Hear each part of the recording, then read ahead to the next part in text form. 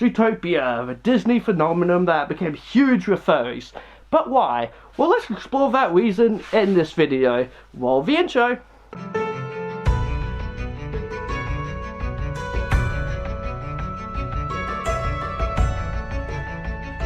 Hey guys, Blazie here, and I'm here to talk about Zootopia, why it was so huge, and what makes it so different to other animated movies. Why was this one getting so much attention for furries all over the world?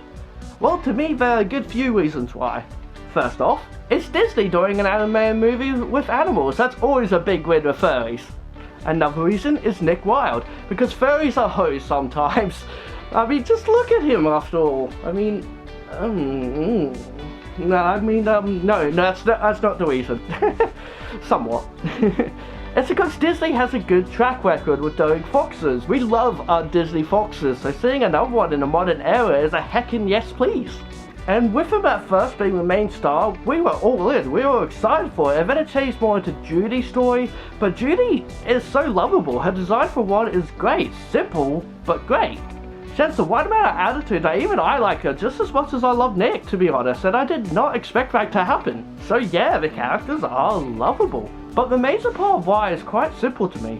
This is one of the first that from the start really wanted to make this a what-if world. What if animals really did live in the human world? Yes, there are other movies like this, but an example would be like Walk Dog, which I also reviewed. I remember some people saying it was better than Zootopia. It's not.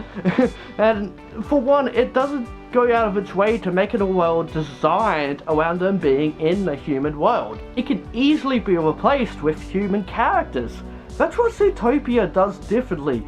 You got areas designed specifically for different types of species, which I haven't seen done before. All the animals are generally the right size difference, and they have to deal with living in a city that does cater to larger animals.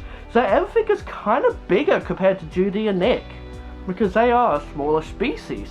Instead of like making all the animals around the same sizes, which maybe have like a joke or two, like in the movie Sing, where the giraffe is like incredibly tall and like one scene while the rest he isn't, you know, good job movie, whoops on your part. But all the other animals are relatively the same, while here in Zootopia, I feel like they really thought about it, and they're just making the nudity joke was just amazing, because it's like they're making fun of themselves when they draw characters without parts. It gives a reason why they all wear clothes in this one, like humans, because apparently nudity is a thing.